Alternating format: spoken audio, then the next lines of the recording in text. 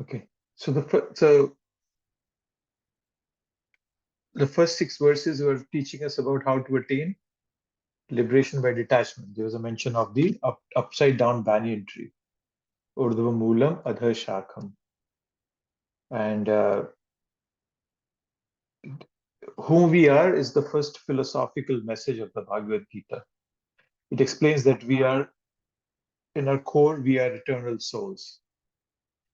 And by understanding this, we can be detached from this material world, right? So if I am not material, material things cannot make me happy, right? But then some people, uh, on understanding that they are souls, they think that they are then the absolute, they're God themselves. Okay, but we are not God. We are Krishnas. We are not Krishna. We are Krishnas, and that has been declared in the 7th verse by Krishna. Mama Yivamshu Jiva Loke Jiv Bhuta Sanatana. Right. Uh, that we are eternally parts and parcels of Krishna, Sanatan. And this verse also points out to what is the cause of our struggle in the material existence. The cause of our struggle is that we are captivated by the mind and the senses. Manha Shashthani Indrayani. That mind and the sixth sense and this so 6 senses is being mentioned, which includes the mind and the 5 senses. And those delude us. And to become liberated, we need to free ourselves from such material captivation and situate ourselves in spiritual consciousness, right? And because of our position as Krishna's part and parcel, we are also eternal, and liberation means becoming situated in a loving relationship with Krishna. A part can become harmonized with the whole, right? So, so the extremes are, on one end we become materially entangled, on the other end we start thinking we are God ourselves. But that's not liberation. So if we study the Gita submissively, we can get the complete spiritual knowledge of who we are and whose we are, whom do we belong to. And we are the ones who have diversed our relationship with Krishna. We, not Krishna. So we can revive this relationship back again. So that was more of what we had discussed in the first few verses about liberation. Right? So then the next section, from verses 8 to 11 approximately, it talks about our bondage, what our bondage is. So we're going to start from verse number 8.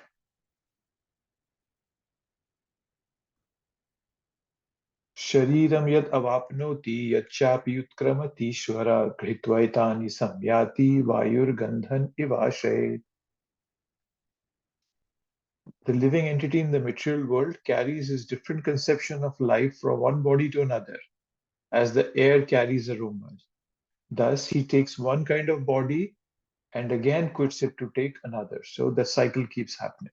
So we get a sharira. And what does that sharira depend upon? It depends on our it depends on our karma. That's what the our sharir depends upon. And yachapi utkramati shvara. So utkramati means one departs from the body, and then Krishna is calling the soul Ishvara. That's an interesting thing here. We'll see Utkrama Tish Ishvara. And Prabhupada translates that, gives up Ishvara, Lord. But then Prabhupada translated Lord of the body. So we are not Ishvara in the sense that we are God ourselves. We are Ishvara in the sense that we are our minute God, right? So that's why we are being called Ishvara here as. And then the analogy that's been given is of the of gandha, that is aroma. So as aroma passes over anything, it picks up. So when wind is blowing, So when the wind blows through a fragrant garden, then the wind will carry the fragrance. Similarly, the soul acquires different conceptions of what is life. How is life meant to be enjoyed, right? So some people are sadists. So they enjoy more if they see others suffering. Like, we have heard the story of Mrigali, who was a sadist. Similarly, in a mode of goodness, we want others to be happy. We also want to be happy. In transcendence, we are ready to give up our happiness for others. In passion, we want to be happy, but we're not concerned if anybody else is happy. Similarly, ignorance, so I want to be happy, but I want to see others miserable. So there are different understandings, right? So different fragrances that are picked up. So it's so so the as the air passes over a place and catches its fragrance. Similarly, we also uh, we take body again and again, depending on our karma. So soul is responsible. We may not be able to choose our external situations which we go through, but we can choose our actions, right? So, like if a person has been abused in his childhood, uh, can grow up to be a person who abuses, or he could be a rehabilitator of those who are abused, right? Just like when there were a person had two boys, children, two sons, and both the sons saw him grow up and the father was an alcoholic. He would drink alcohol every evening. Both the sons saw their father being as an alcoholic, drinking every evening for the rest of his life. So when those kids grow up, one became an alcoholic, and the other, he didn't drink alcohol at all, not even a drop. So somebody asked them, hey, what caused you to become an alcoholic? They asked the first one. And he said, I saw my father drinking every single evening for the rest of his life. And when the same question was put to the other son, who wouldn't drink at all, he also gave the answer. I saw my father drinking every evening for the rest of his life. So it's like the 90-10 principle. 10% what life does to us, and 90% how we respond to it. So that's the way to understand it, that we have this free will, and we can choose how to respond. So the emphasis of this verse is generally the soul is uh, affected by the circumstances, right? And because of the circumstances, the soul uh, goes through these different bodies, and yeah. So that's Vayurgandhan Ivashaye. Right? We acquire a particular conception of how we are going to enjoy. So we are all shaped by our experiences. Uh, yeah. So, but then we have a choice to respond in different ways. So here, yeah, that's we discussed here. So as we sing in the song, right, for Prashadam Presh, Sharira Vidya Jal, Jodindriya Tahikal. So the body is called a trap of ignorance, a Vidya Jal, right? And the senses are the pathway to destruction, right? And then, as I was saying, and Krishna is calling us the soul. We are Ishvara because we can choose our destination. So we are Ishvara in that sense. So Bhagavad Gita is asking the readers to decide where you want to go. We all are self-directing. Oftentimes, we simply accept the momentum coming to us from previous activities and culture, and where we have come into from. Everyone says go with the culture. But in Bhagavad Gita, Krishna tells us to see the bigger picture. Where did you come from and where you are going? When you're going to leave the world, where will you be going? So don't be pushed around by the previous momentums. So yeah, that's the message coming from this verse. Prabhupada is saying is described as Ishvara, the controller of his own body. So this process of transmigration from one body to another and struggling while in the body is called karshati. It's called karshati, or struggle for existence.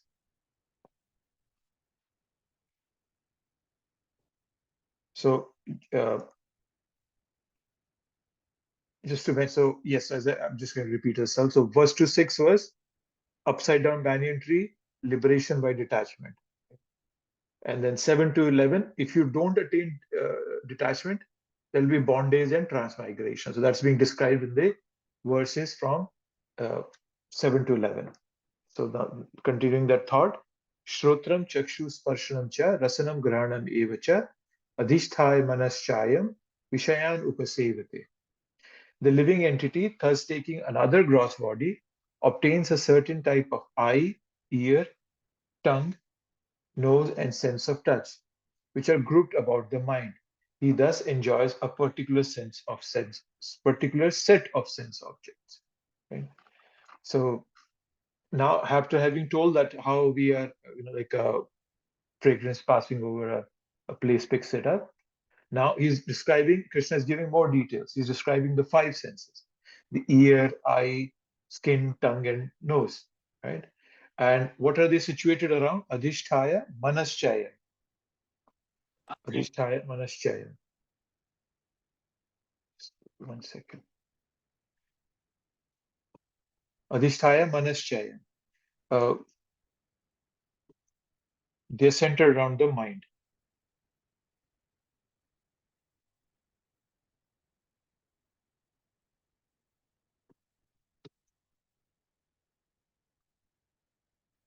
So, what does a person, such a soul, do? Acquiring the five senses which are centered around the mind. Vishayan upasevate. Vishayan is the sense object. Upasevate means to seva, right? Basically, seva. So once we have chosen a body, we get a proper set of sense organs, ear, eye, nose, etc., according to the body we have got. And then what are they centered around? The mind, right? So actually, the soul begins to serve the sense objects. So depending upon the Ivashet conception of life we have acquired, accordingly we are given the next body. Right? So when our mind is pushed by urges, we are bound. So even in this human body, if we are continuously pushed around by our mind, by our urges, then we are bound. But when we deliberately engage our minds in rising above those urges, when we realize we are not body with this body, but we have a higher spiritual goal, then the mind is free. Then the mind is free, right?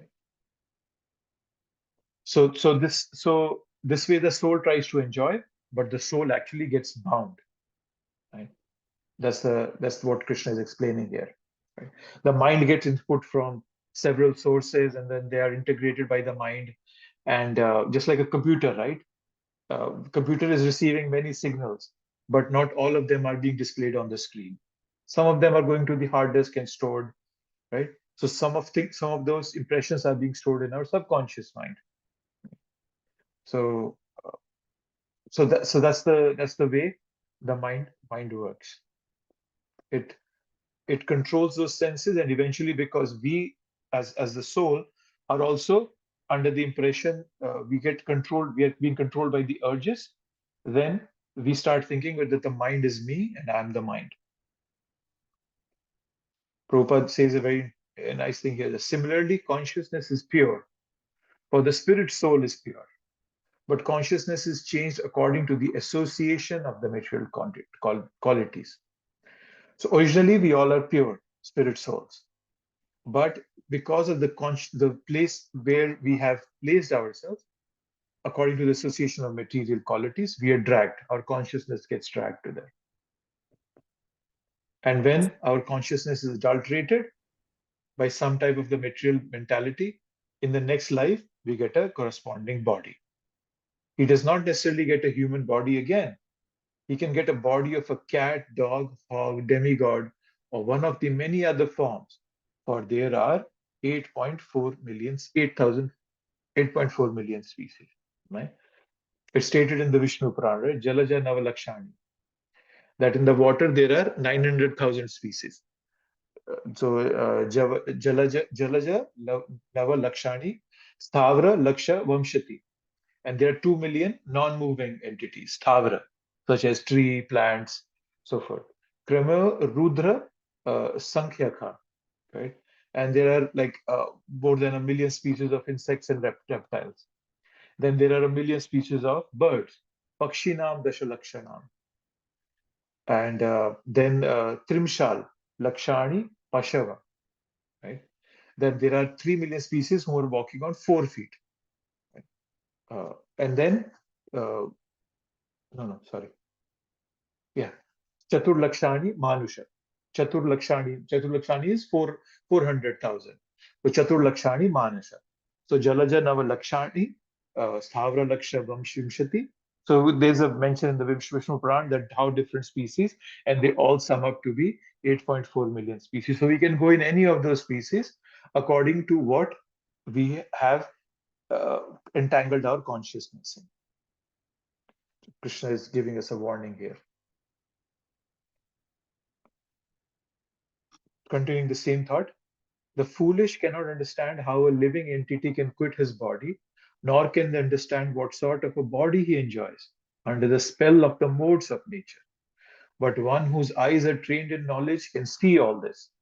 Pashyanti Gyan Chakshusha. Gyan Chakshusha we read in the 13th chapter. Right? There was toward the end, there was a section about Gyan Chakshusha.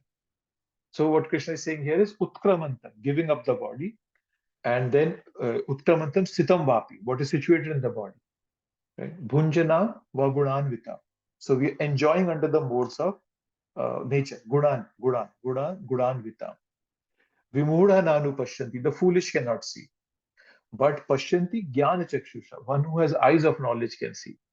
So Krishna is saying, Krishna is using the concept of Jnana Chakshusha.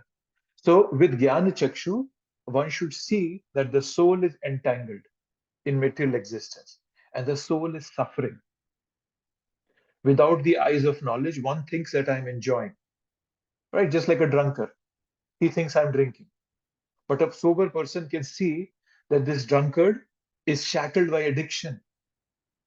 And this addiction is making the drunkard run from pillar to post. Right?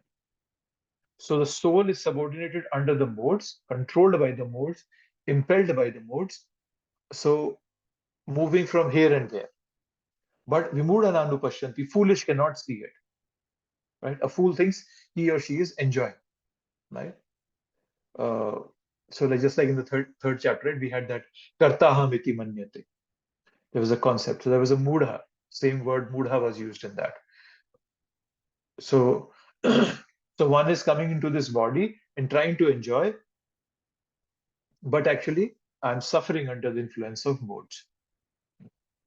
That's the essence that Krishna is giving here. I don't know if many of you might have been seeing, my Facebook is there are so many posts about this wedding of Ambani's son. And you will see that people from all over the world have come there, all these famous personalities, Mark Zuckerberg, Rihanna, all the big shots from India, right? Somebody might think, oh, these people are so rich, they're enjoying. They're not enjoying. Even, Shah Rukh Khan has to come and dance on the tunes of when Mukesh Ambani calls him. Rihanna, what a famous singer, she also has to come and dance. So nobody's enjoying. They all are just under the influence of the mode. They think they might be enjoying, but they're not, they're all dancing to the tunes of somebody else. So I find that very, I don't know, I was feeling pity for all these stars that they had to come and dance there. That how, somebody might see, oh my God, look at Shah Rukh Khan, he's enjoying, what a rich guy he is, and he has everything. But he was also dancing to the tunes of somebody. So trying to enjoy, but actually there's not enjoyment. And there's a very interesting thing Prabhupada says in the purport, if I have highlighted it. Yes, he is suffering different kinds of happiness and distress under the illusion of sense enjoyment. Now, it's a very interesting way of putting it, that how does someone suffer in happiness, right? He's suffering different kinds of happiness. And Prabhupada is Prabhupada was very poetic, and Prabhupada, had a very, very good grasp over words and how to use them. So suffering, different kinds of happiness, right? So happiness is a part of the package, right? Overall, there is suffering. What we think is happiness is just a temporary cessation of suffering. That's why Prabhupada is using the phrase, he's suffering in happiness and distress. Right. So which I think is happiness is nothing it's just that day I'm not suffering as much. So for example, my days are jam-packed, my work days are jam-packed with meetings. But someday, somewhere or the other, I get a free day. My 3 or 4 meetings get cancelled, or so I feel very happy that day. But that's not happiness. I'm not just suffering that day, or I'm not suffering to the same extent. So I start thinking that to be happiness. That is why Prabhupada is saying that it's suffering, either you're in happiness or distress. Right? So, and then Prabhupada says, persons who are everlastingly fooled by lust and desire lose all power to understand their changes of body and their stay in a particular body. They cannot comprehend it. Those who have developed spiritual knowledge, however, can see that the spirit is different from the body and is changing its body and enjoying it different ways. Right? This is a very interesting thing Prabhupada is mentioning here, that if we have extreme distractions in life, we will even not be able to see that we are suffering. That's what Prabhupada says. They cannot comprehend it. So many distractions, unlimited distractions happening to us. So we are not able to understand that we are actually suffering. But people who have spiritual knowledge, they can stop and think and see, yes, I'm suffering. There is no happiness here. Right? Therefore, those who are highly developed in Krishna consciousness try their best to give this knowledge to the people in general. For their conditional life is very much troublesome. Right? In the last verse of the 3rd chapter, Krishna had said, Evam buddhe param buddhva samsthabhyam atmanam atmanam. Jahi Shatru Mahabaho Kamarupa Durashadam. That intelligent people, they are able to steady their mind. How do they steady their mind? DSI. Prabhupada gives this a deliberate spiritual intelligence. The deliberate word is very important. Krishna uses it in many places. Towards the end, in the 18th chapter, we'll read, Krishna will come and say that, what was that?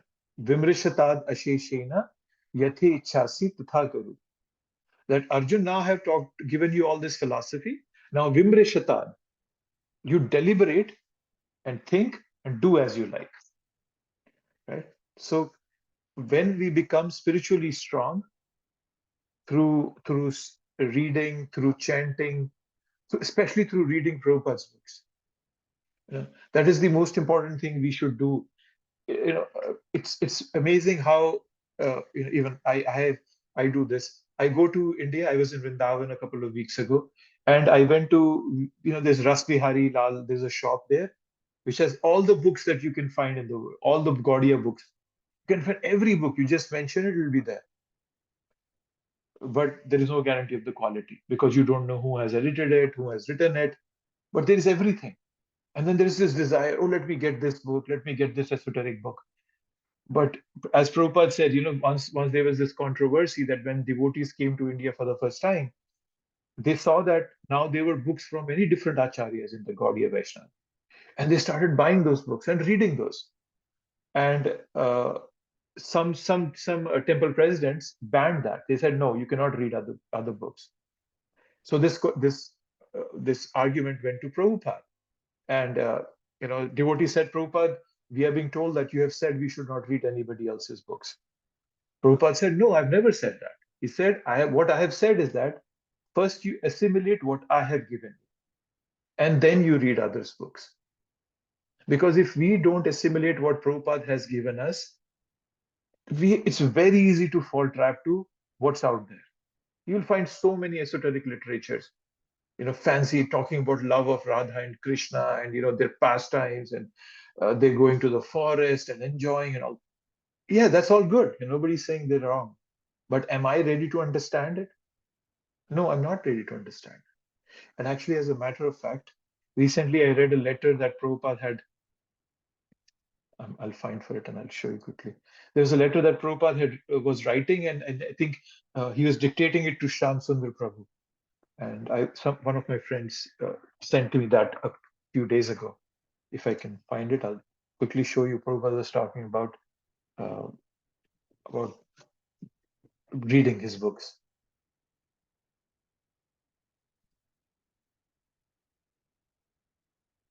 Yes, let me share this. I'll show you. Okay. So this is a letter dictation by Shyama Sundar. This is June 2, 1972 in Los Angeles. And the Prabhupada was talking about reading his books.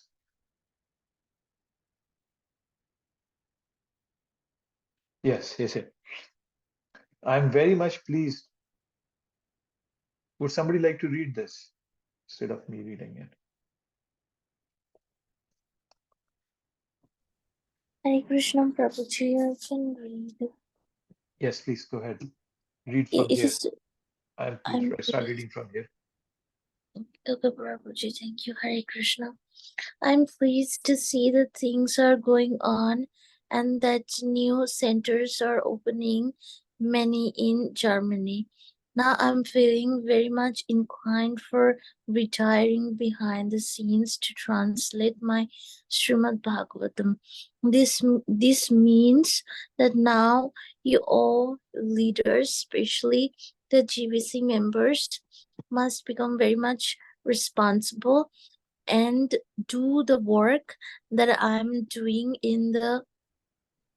to the same standard.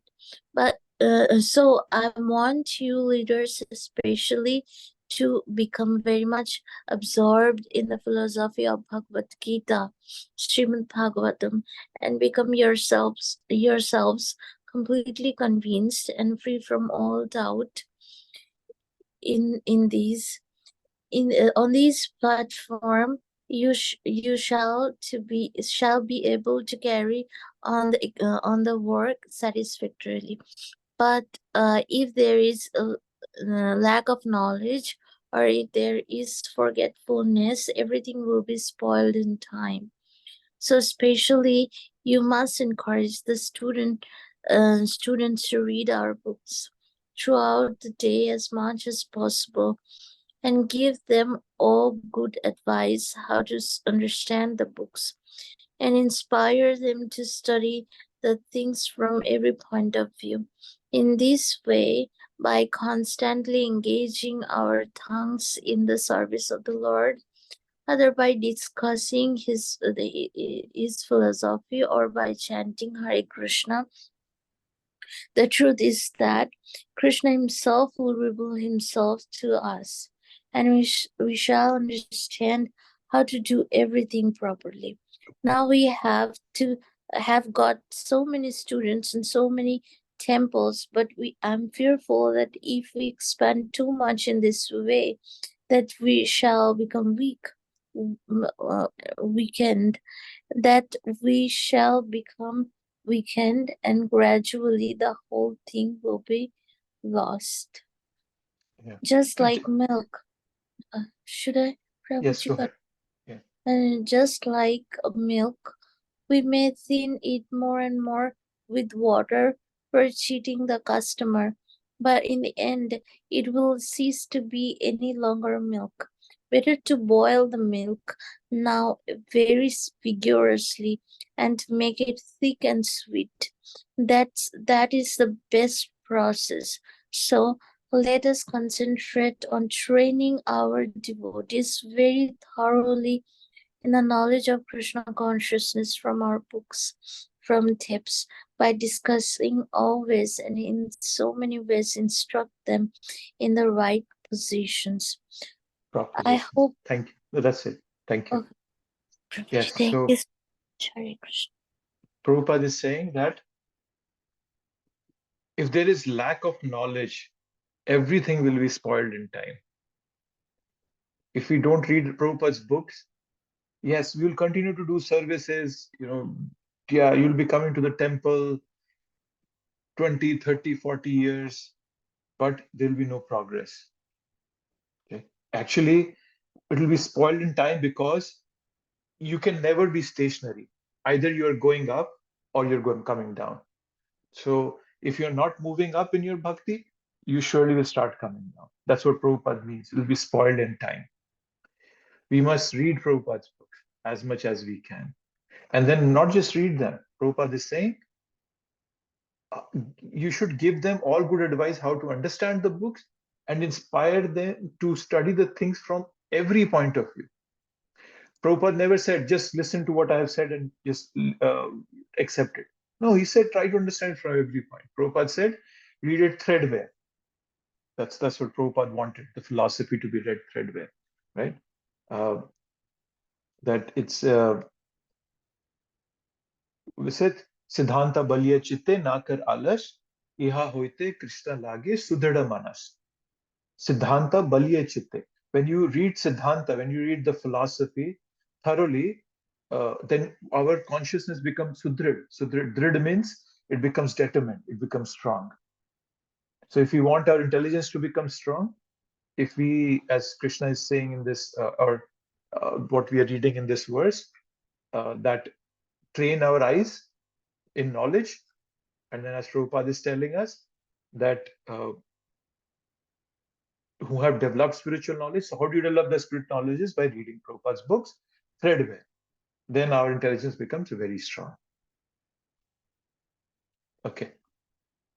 So continuing this concept of if we don't get liberated and detached, what do? We get entangled. So we'll continue with that thought in this 11th verse also. 11th, right? 11th. The endeavoring transcendentalists who are situated in self-realization can see all this clearly. But those whose minds are not developed and who are not situated in self-realization cannot see what is taking place, though they may try to. So, though they may try to. Endeavoring transcendentalists. So, this is this reality of how the soul is trapped and in the material existence and dragged around by the modes. So, who's able to yogis who endeavor, they are able to perceive this. And how do they perceive it? By being situated in self-realization. And we just read, how do you situate yourself in self-realization? By reading Shastras thoroughly, threadbare, Prabhupada's books.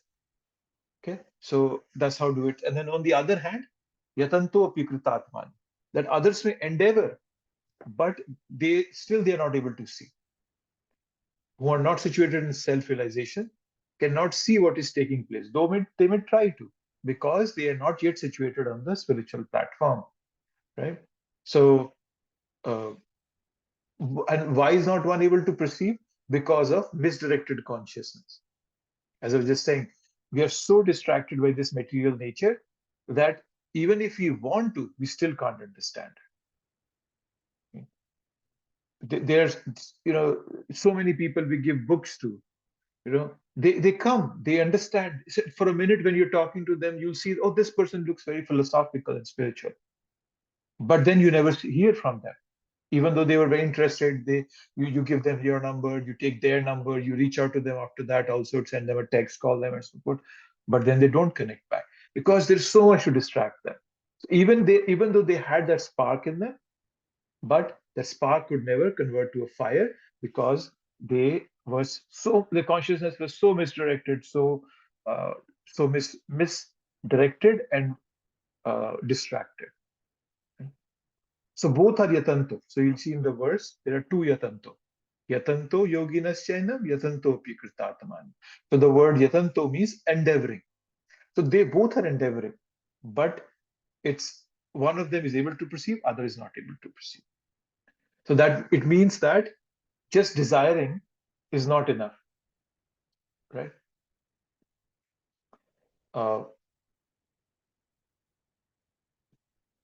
So it's not just the endeavor, right? But that endeavor should lead to transformation, by which one can become situated in self-realization. Prabhupada would give this example that endeavor or willpower alone is not enough, right? If a person is blind and there is a beautiful painting in front of him, if he wants to see that painting, just his desire will not make him see that painting. A correction or some treatment is required in his eyes so that he can see, right? So just endeavor is not enough. The endeavor should be guided properly by Guru, Sadhu, and Shastra, right? Similarly, the analogy I'm giving, that the eye should be treated. And we always start by hearing. Right? We always start by hearing. Uh, it's hearing that there is a higher reality. With that, we get some perception, and then we are inspired to pursue further. And when we pursue further, we perceive more. And then further, it inspires us to pursue further. So it keeps going. So initially, we have to do a little bit of pursuing by hearing, and then a little bit of this favorable inquisitiveness in the initial stage can help in beginning the process. So that just kicks off the process.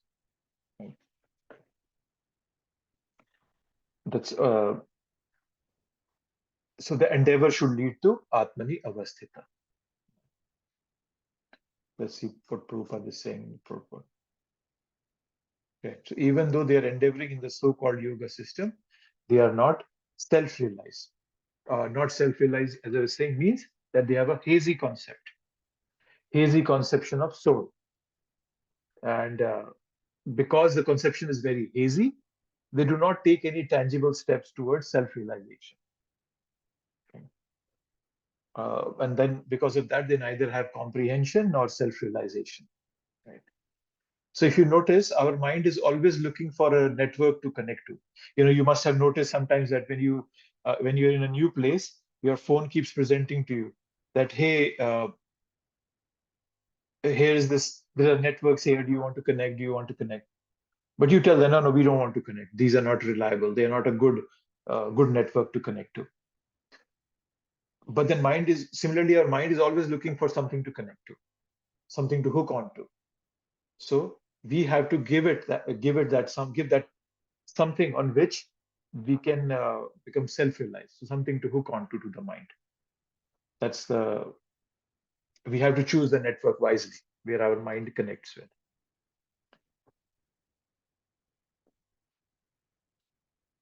Okay, so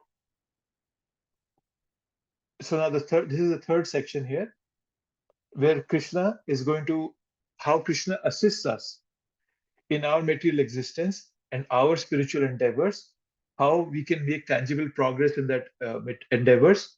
So he's now going to explain that. So he's just told us that endeavoring is just not good enough. It has to be guided endeavor. So now the guidance part is coming from Krishna here. So what is the correlation between the last and this verse? Is that Krishna has said that people should have Jnana Chakshu so that they can pursue the soul, what the soul is. But the question was that the consciousness is not that developed, right?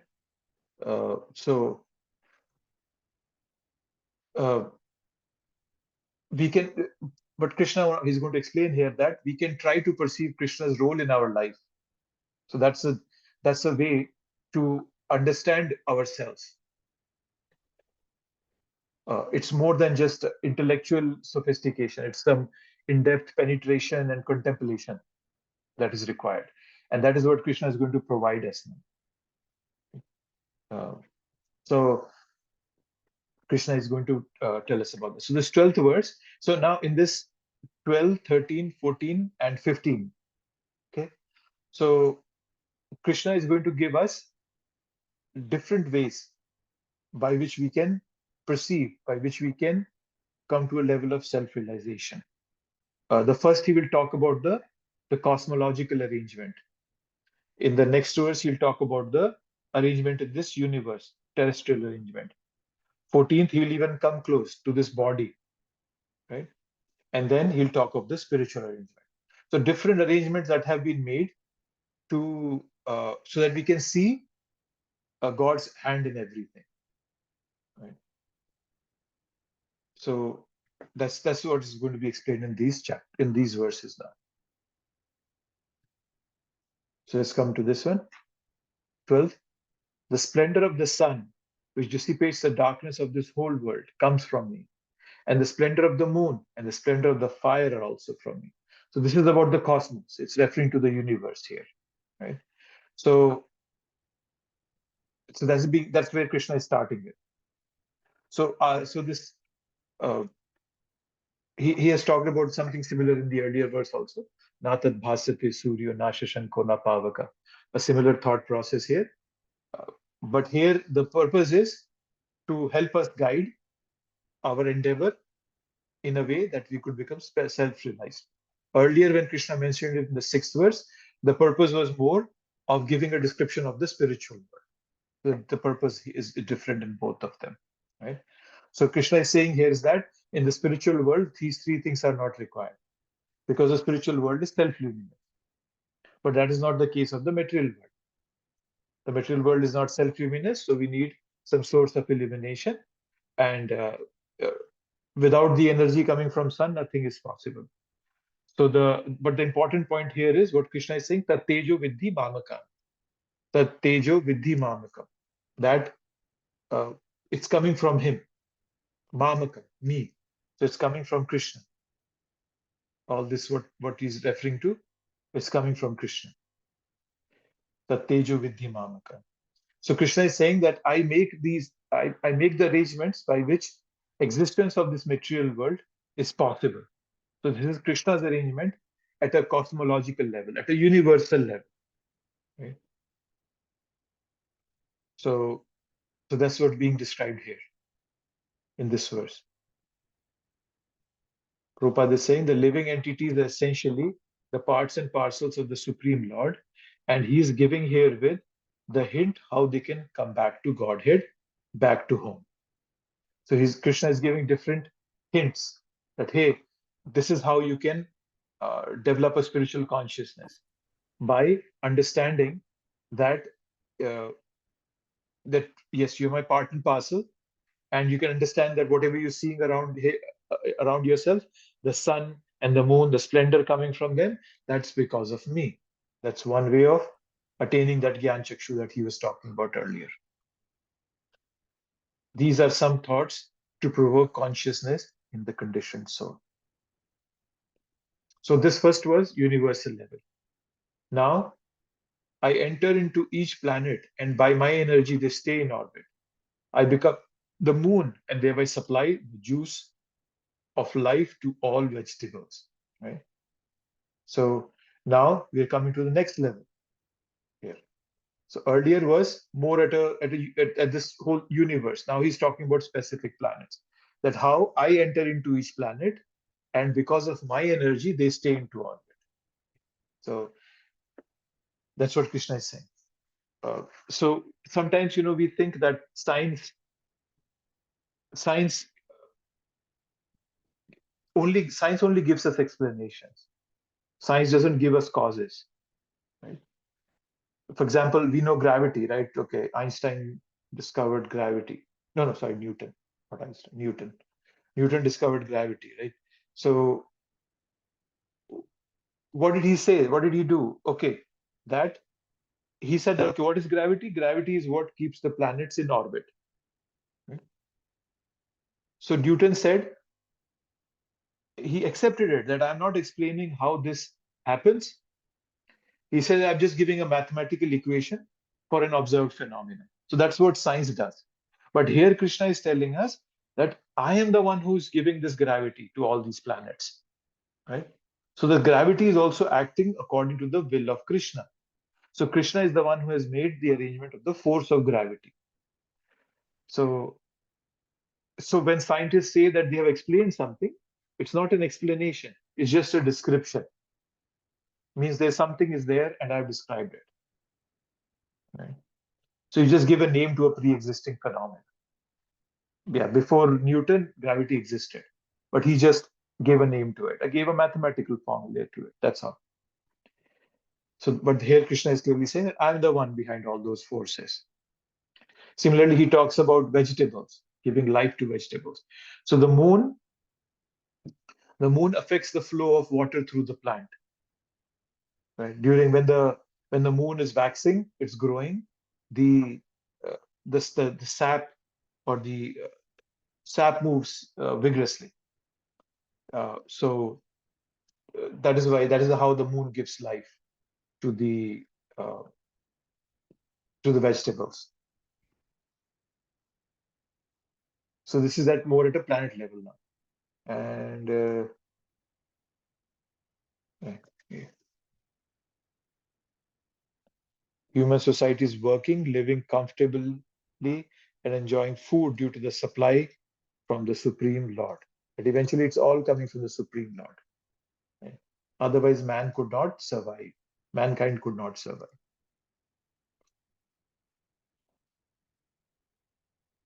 And then now he's come to a bodily level. So understand the transition. The whole universe, individual planets, more coming closer, then the body, our body. Now he's going to talk about that how he's also uh, playing a role in the body, how the body is being maintained.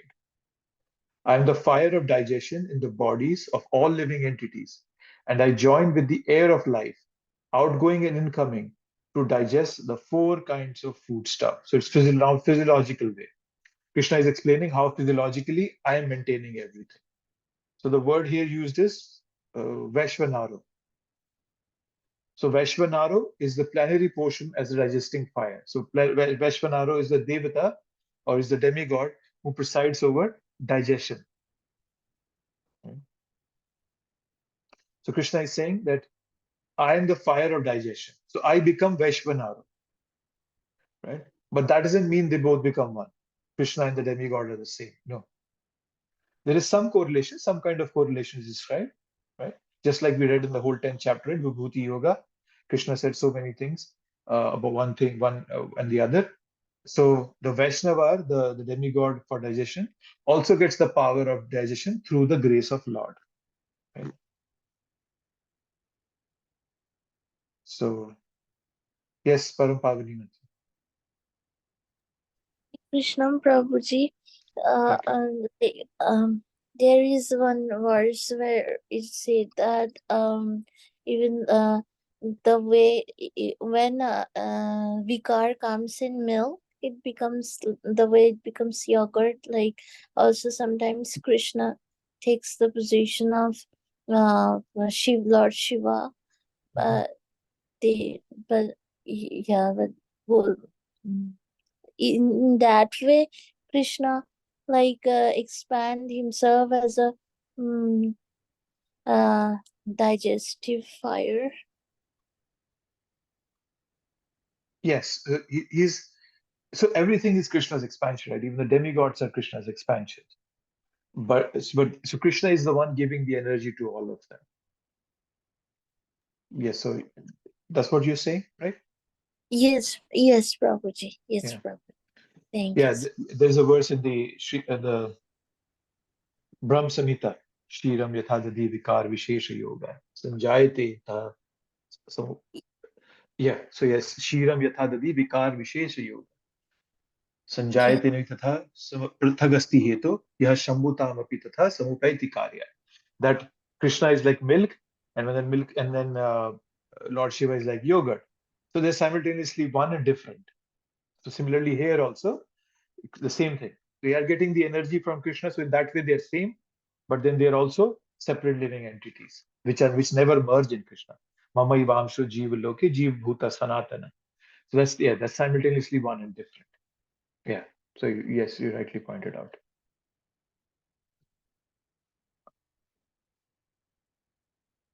So yeah, so he's a fire of digestion in all of them.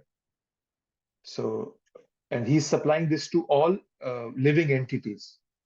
Pranina. It's not Manushyana, it's Pranina. all living entity. It's not just specific for human beings. Right?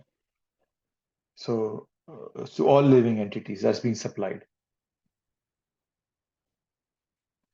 Nature by itself cannot do all this because nature is not conscious.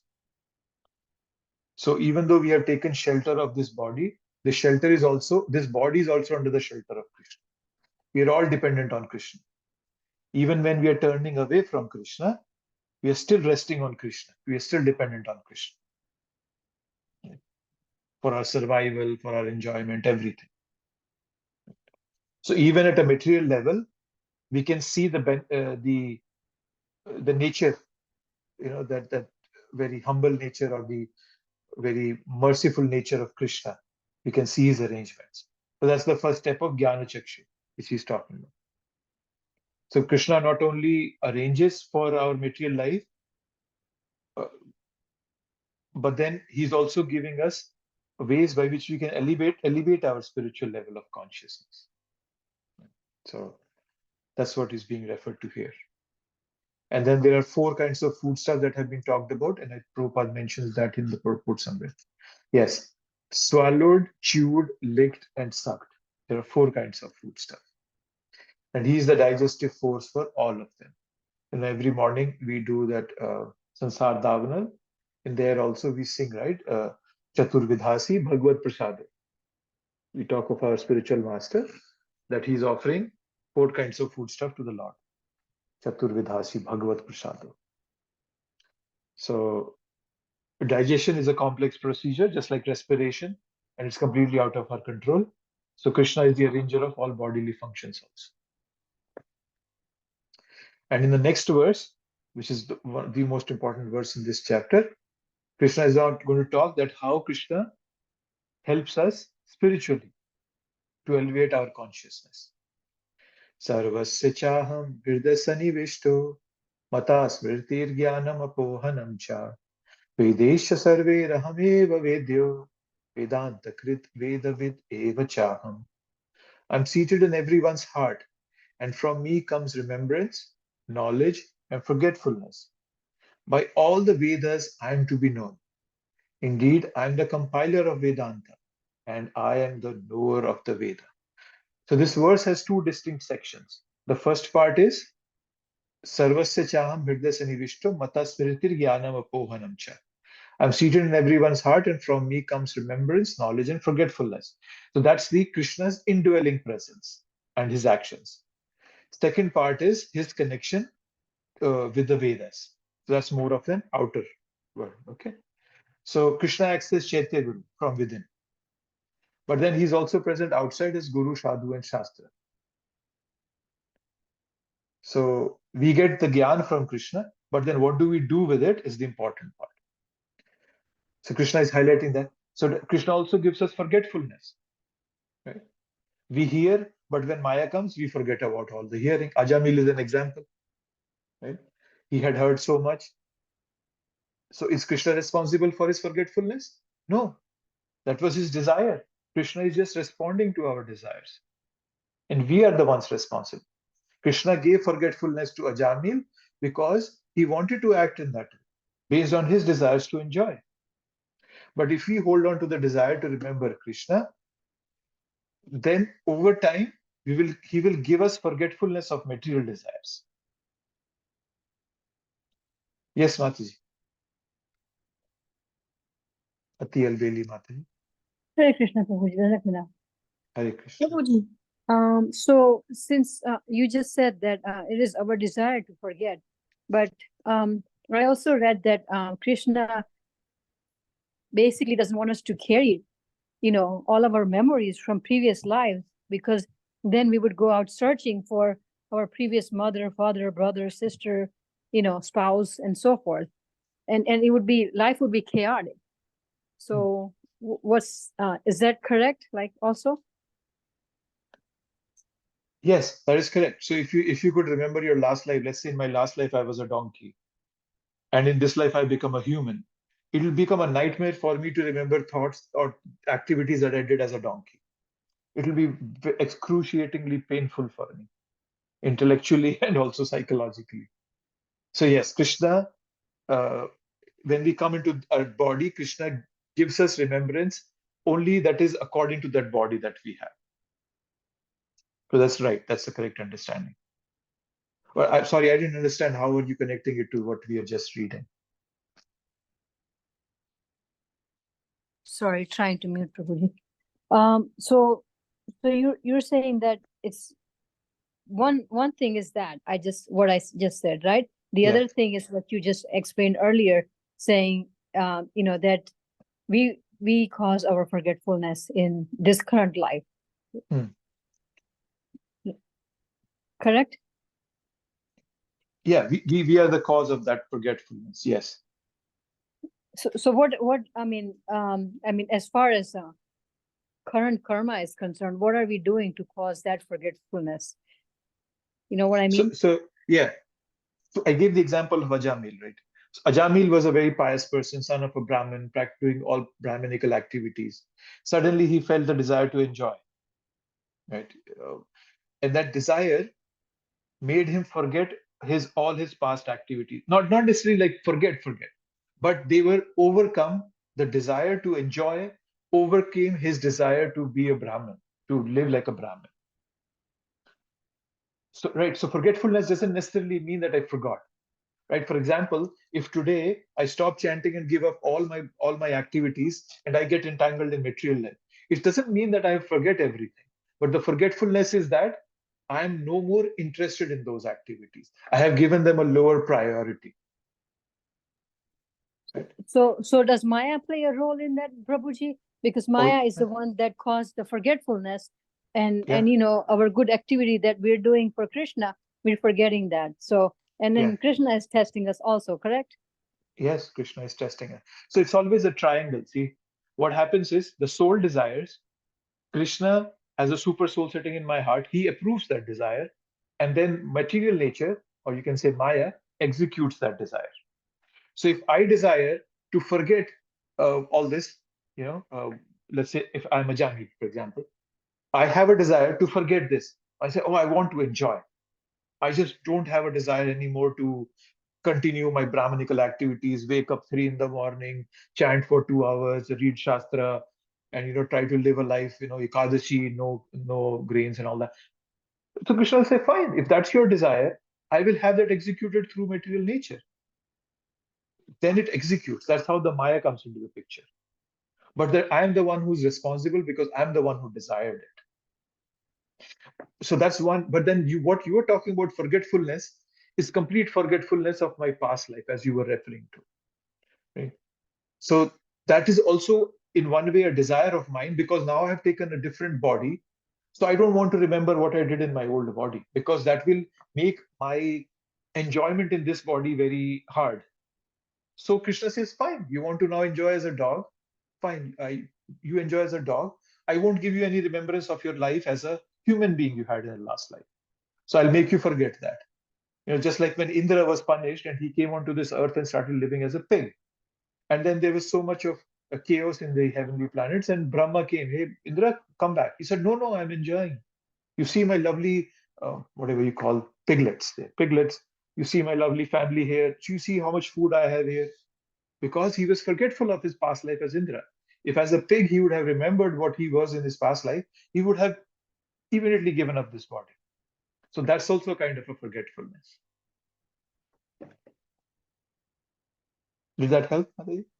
Yes, it does help, Prabhuji. So one more last point or question I can say.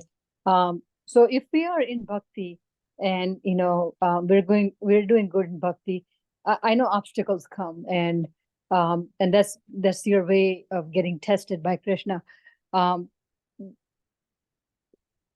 I am 100% sure that he also will come and help if you're going through the forgetfulness and not doing bhakti properly sometimes. And I'm also thinking, and I know that he wants to guide you, and the tests are always there, but it's very hard, when we're, especially in the beginning, like when we're doing bhakti in the beginning, sometimes he will throw all of these arrows at us, and our idea is to just stay focused, even no matter what happens. And that's very difficult. How do we control that? Yeah, that is hard. I agree with you. But you get strength by continuing on the path. For example, when you go to the gym, it's not like from the day one you can pick up a 50-pound weight. But that doesn't mean on day one you can't do what you can at that day. Probably you're able to pick up a 5-pound weight. But just by being consistent and steady in your practice attracts Krishna's mercy. That's the important part. Just like when airplane is coming, it's not like the pilot just puts it on autopilot and goes to sleep. No, he has to keep pulling the airplane back on this path. A slight change in the degrees, uh, just by a few degrees, if the plane moves away from its main path, it can completely change which city it's going to actually. I read this that a 3-degree change in its path, instead of landing in New York, the plane will land in Washington, D.C. That's the event. So you are a winner as long as you continue to be steady on that path. That is why Krishna says in the 9th chapter, Apiche Suduracharo, Bhajate Mamananya Bhag, Sadhu Reva Samantabhya, Samavivasito Visa. People who are making mistakes, they are even my devotees. Because even after making those accidental mistakes, they still get up, dust themselves, and get back on the saddle. That is the more important part. Failing, falling is not an important part for Krishna. But me being steady is an important part for Krishna. That is the important thing to remember. Okay, Prabhuji. Yeah, as long as we are steady, we are consistent, Krishna's mercy will keep coming to us. You might keep falling, you might come down to your knees and you might say, Krishna, I can't do it. No, Krishna will never leave you. But then you will see that his mercy will be blocked when you give up. That is so. Feeling helpless is okay. Feeling hopeless is not okay. That's the difference to understand that. Thank you, Prabhuji. You're Yeah. welcome. Hare Krishna. Yeah. Well, always remember, we do the best according to our time, place, and circumstance, and that's more than enough for Krishna to come and help us out. As long as we are sincere and we are doing our best. You went to the gym for the first time. Your faith is like going to the gym and picking up weights. It grows when you keep doing it again and again. Today you start with 5-pound weight. Probably in a month you might shift to a 10-pound. In a year you might come to 25, 30 pound. So your faith also builds like that. But you have to keep coming to the gym again and again. Yeah. But if you are not steady or if you are not sincere, you're just a show bottle devotee. If I'm a show bottle devotee, as Prabhupada calls them, it can be similar to a person going to the gym but not picking up any weights. Then there will be no progress. There will be no mercy from Krishna. So that's the way to look at it. And the forgetfulness we are talking about here is also not perpetual. Right? If after enjoying also we start to think, for some reason this enjoyment doesn't look good. Right? We were earlier tempted, but now we are lamenting it. Right? So that's also helpful. Lamentation is also helpful. Arjun's lamentation, right? Arjun Vishad Yoga, chapter 1. His lamentation was what brought him the spiritual knowledge. So sometimes forgetfulness can also be taken away by Krishna. He can remind us again and again, and then by putting us in some lamentation, and then we can come back on the path. So that was the first part we were discussing, that Krishna's indwelling presence and his actions from within. I'm sitting in the heart. The second part of the verse was from the outer part. That how does he come? Now, so let's see the second part again. By all the Vedas, I am to be known. I am the compiler of Vedanta, and I am knower of the Vedas. So now this is the second part. Right? Now, where does that, so the Sarvasya Chaham, where does this knowledge, where does that come from? It comes from Vedas. So that's the second part. So Vedas generally mean knowledge. Right? So from all Vedas, Krishna is to be known. Otherwise, knowledge is useless. Dharma swanishtitha pumsham vishvakshena kathashuha naudupade yatiratim shrama eva hi kevalam. In the first canto, second chapter, we are told by Sukadeva Goswami that if all the knowledge that you're gathering, dharma swanishtha pumsha, pumsha means human beings, vishvakshena kathasuya, it doesn't take you towards Krishna. It's merely hard labor. There's endeavor, but no outcome to that endeavor. Right? Or you can say, accumulating in my head, but nothing coming to my heart. Right? So all this knowledge is to increase our attraction towards Krishna. Right? Increasing our desire to surrender to Krishna. So all that knowledge, those Vedas, are coming from Krishna. And Krishna is to be known from all the Vedas. So that's the beauty of the Vedas. Right? The Vedas are for everybody. It's a user-friendly spirituality that we all are living in. It's not like a 0 or 1 philosophy, right? Many sections of the society, many different beliefs. They say this is the only way, otherwise you go to hell. Right? Vedas don't offer that kind of a philosophy. They present a continuum, right? If you can't practice this, practice that. If you can't practice this, at least try doing that. There's a freedom of choice. So Krishna doesn't want us to leave at all. He wants us to stay in the house of bhakti. But in that house of that bhakti also, the centermost is bhakti in that house. But sometimes we don't want to live in the center. We live on the outskirts of the house, right? In the courtyard, the backyard probably. So Krishna doesn't want us to leave. He's made us other arrangements, right? When we come to a temple, we have so many things. There is a school, there is food, there is dancing, there is classes, etc. So if you can't connect with one thing, connect with the other. So there's a broad net that has been cast for us. If not this, do this. If not this, do that. So that's what Krishna is saying. That the whole knowledge of Vedas is to come to the point to tell you that I'm the supreme. Right? I am to be known from all the Vedas. So that can be done in many different ways, depending on where we are in our life. So Krishna is the goal, is the compiler and the knower. Let's see what Prabhupada is saying. This is an important verse. The Supreme Lord is so full that for the deliverance of the conditioned soul, he is the supplier and digester of foodstuff, the witness of his activity, giver of knowledge in the form of Vedas, and as the Supreme Personality of Godhead, Sri Krishna, the teacher of the Bhagavad Gita.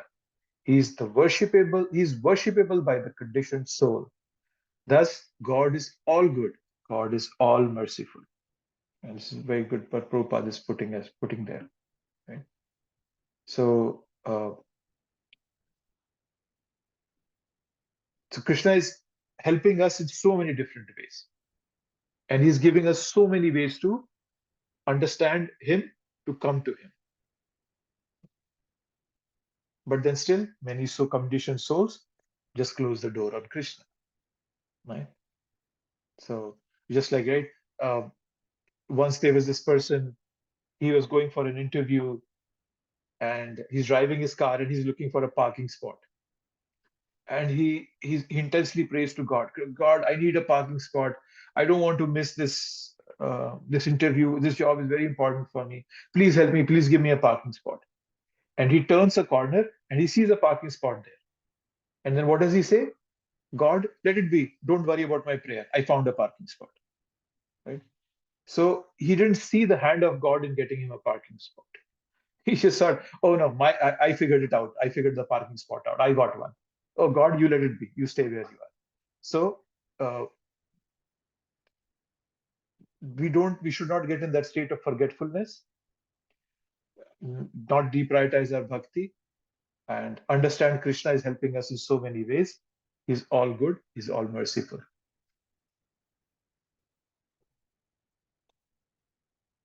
Okay.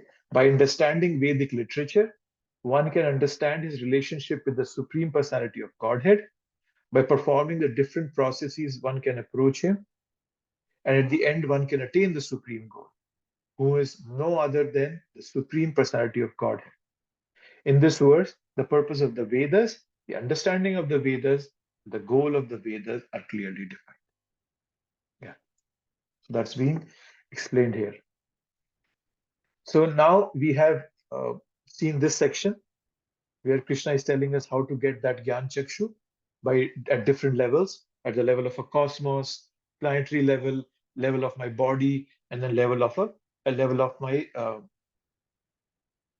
spiritual level. Okay.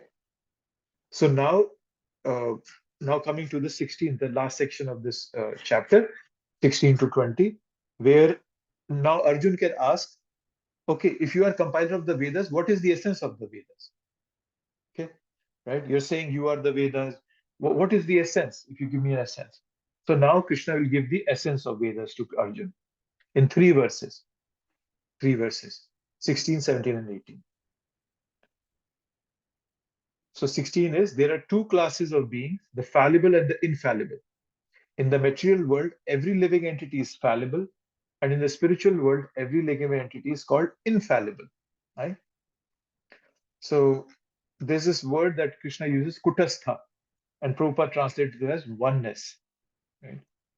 So we'll see that. Right?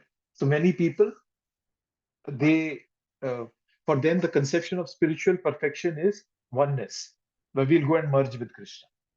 Right? But there's a couple of problems with that thought process. One, that is not the conclusion of the scriptures, right? And neither that is what I desire, because my heart's desire is longing for love. And if I go and merge in something, how will I have that love? To be loved or to love, there are always two parts to it. So there has to be a two-ness, as you will call it, not oneness. So for fulfillment of my heart's desire for love, there have to be two-ness. There have to be two beings, right? There has to be um, a pre-existence of the lover and the beloved. Right? Eternality of the love requires the eternality of the lovers. Right? So oneness. It's not a oneness that we merge in Krishna, but it's an emotional oneness, the union of hearts. That's the oneness that's being referred to here. Right?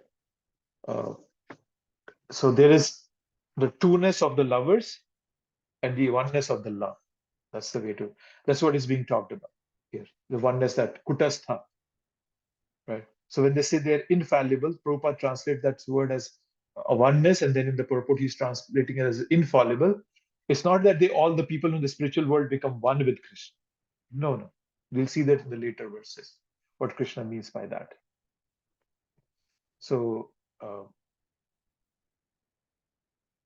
so yes, so that's the essence here. Uh, that there is a fallible, that like us in the spiritual world, we are fallible. And the spiritual world also, there are living beings who are infallible, right? So, but that doesn't mean they are one with the Lord. So not that they have become enlightened and they are spiritually self-realized, and it just nullifies their devotion and they become one with Supreme. No, that actually intensifies their devotion. Mother Yashoda's love for Krishna is so intensified that even Krishna wants to forget his own godhood. When in Vrindavan, there is this place called Brahmand Ghat, where Krishna showed the entire universe in his mouth to Mother Yashoda. So for a fraction of a second, Mother Yashoda thought, oh my God, my son is the Supreme Personality of Godhead. And Krishna immediately covered that thought again. And Mother Yashoda said, forget about it. He's my Lalla, he's my son, and that's it. So that love becomes so intense that even Krishna wants to forget his godhood there. But that doesn't mean that there's a merger. No. But the love is so intense. But there is two. There is a lover and there is a beloved. So that's being mentioned here, two kinds of living entity. And Prabhupada is highlighting that further. Oneness doesn't not mean that they have no individuality, but it means there is no disunity. They are all agreeable to the purpose of the creation.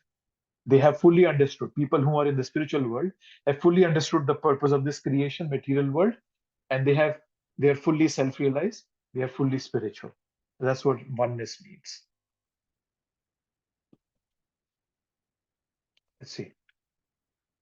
Prabhupada says, once again, a very poetic way of putting it. In the spiritual world, however, they are always liberated in oneness. They are one, but they are also liberated. So it's a very good way of putting it. Why they are liberated? Because they have fully realized their love, and they have fully come to the lover, to the beloved, Krishna. That's how they are one in heart. But in the next verse now, so just to remind you, we are discussing the essence of the Vedas.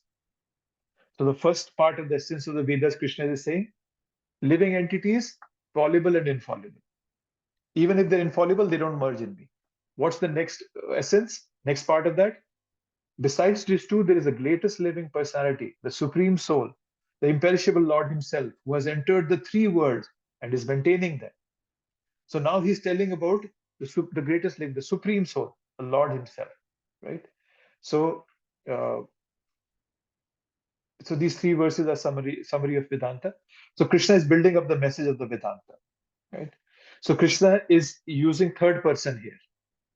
He's talking of Paramatma, right? Uh, but the important point here is that the message of Vedanta or the Vedas is that there are two Purushas, there are two living entities, fallible, infallible, but then beyond them, there is an Uttama Purusha. He is known as Paramatma.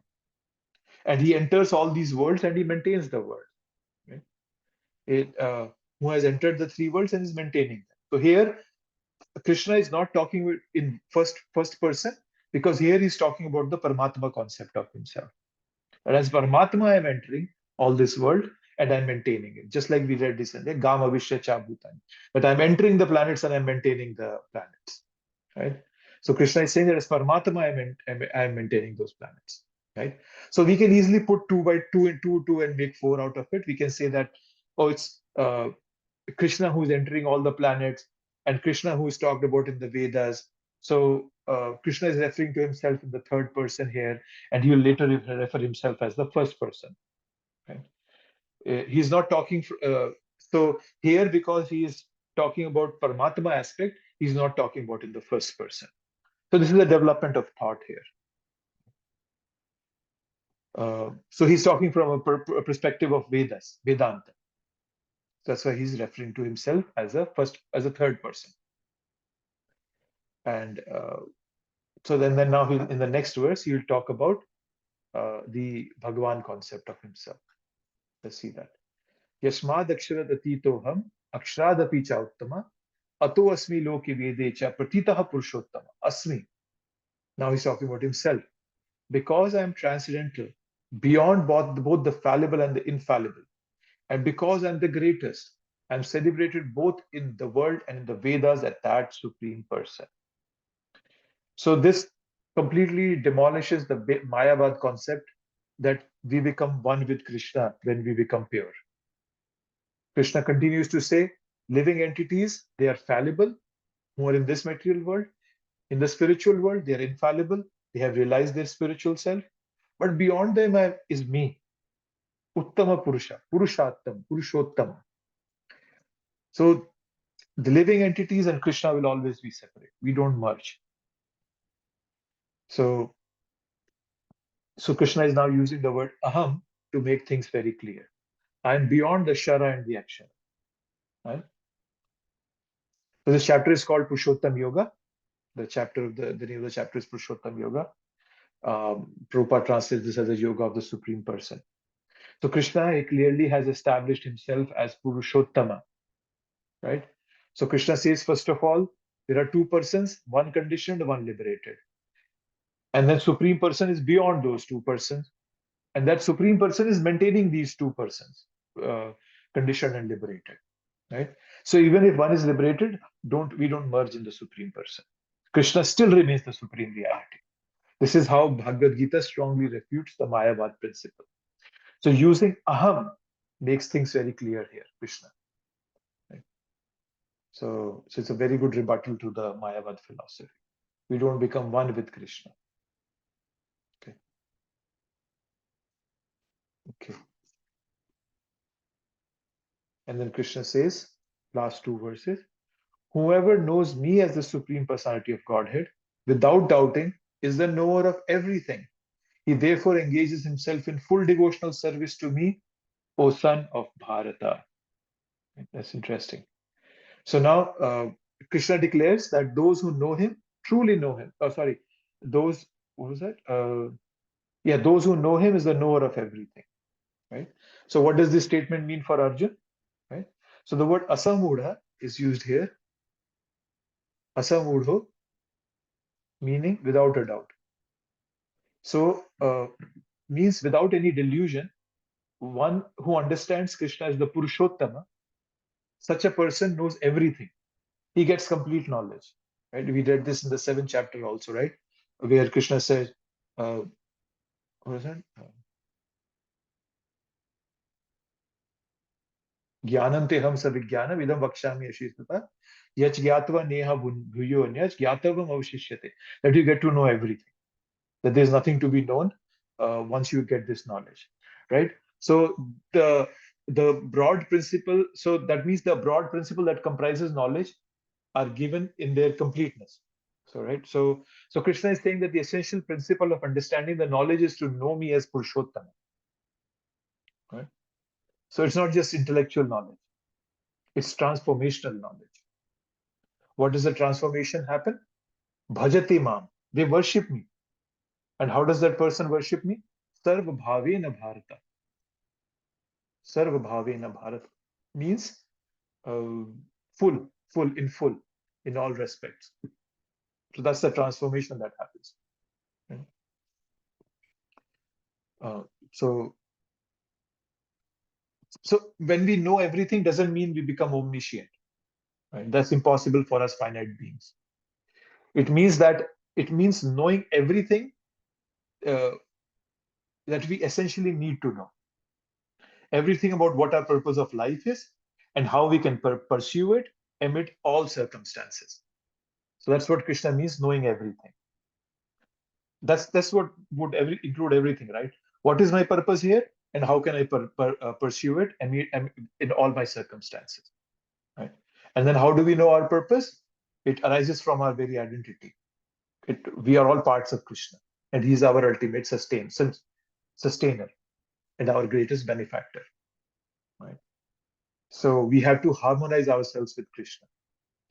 That we, being His parts, play our part according to His plan. Just like a screw, as long as it's in a machine, it's of immense value. But once that screw falls off that machine, then it has no value. So similarly, because we are a conscious being, we have free will, we become a part of what Krishna wants us to do using our free will, right? So it's not there's no involuntary mechanical co-functioning. There is a relationship there. There's a personal voluntary affection between us and between Krishna. In case of Arjun, he just needs to do his part in the impending war. He needs to focus on a loving service towards Krishna, and that's what he does after the war. Okay? He gets single-minded purposefulness that makes his endeavor successful. Right. Another way of looking at knowing everything can be is that there are three fundamental principles: Jiva, Jagat, and Jagdish. And all that essential knowledge is given in Bhagavad Gita. Who is the Jiva? That's me. Who is Jagdish? Krishna. What is this Jagat? A place for me to understand my purpose and harmonize myself towards Krishna. So that's all knowledge is given in Krishna. Once I know Krishna, I have fully known Krishna, all that purpose becomes clear to me. That essential principle becomes clear to me. Okay, that's the 19th, 18th, 19th, 19th. Last verse. So we'll wrap up this chapter today. Iti guhyatamam shastram idam uktam maya nagah etad budva buddhiman sayat krita krityascha bharata. This is the most confidential part of the Vedic scriptures, O sinless one, and it is disclosed now by me. Whoever understands this will become wise, and his endeavors will know perfection. So one who knows this, the person becomes truly wise, and then whatever action they will do, they will attain success. Right? So Prabhupada in the purport brings out a very important point of this one. While one is performing devotional service in the association of pure devotees, In full Krishna consciousness, there are certain things which require to be vanquished altogether. The most important thing one has to surmount is the weakness of the heart. What is the weakness of the heart? The first fall down is caused by the desire to lord it over material nature. Thus, one gives up the transcendental loving service of the Lord. That's the first weakness of the heart, that I want to lord it over the material nature. The second weakness of the heart is that as one increases the propensity to lord it over material nature, he becomes attached to matter and the possession of matter. Right? So the problem of material existence are due to these weakness of the heart. In this chapter, the first 5 verses describe the process of freeing oneself from that weakness of the heart, and the rest of the chapter, from 6th verse towards the end, describe Purushottam Yoga. So, what is this weakness of the heart? Is the inability to respond appropriately to whatever is happening to us. Weakness comes when we feel powerless. We don't have things in control. Right? We often think of weakness in terms of lust, anger, greed, and yes, they are weakness. But they all are arising from one basic weakness, which is misdirected love. And why do we misdirect our love? It's not that because this material world is irresistible. No, this world is not irresistible. You can easily resist this material world. It's not like unlimitedly attractive. No. But the weakness of the heart comes, our love becomes misdirected because we don't believe that our love will be, love for Krishna will be reciprocated. We doubt whether he cares. Due to this disbelief, we let ourselves be allured by worldly things, believing their promise of pleasure. So that's where the weakness of heart comes in. Material entanglement makes us lose perspective. We are left with no strength to serve Krishna. So that's the challenge. That's the weakness of the heart. By relying on Krishna, we get rid of our weakness. Right? We can always rely on Krishna, and that will overcome our weakness of the heart. But to understand what this weakness of the heart is really important for us. Okay, so this was the last verse. So here we have finished the chapter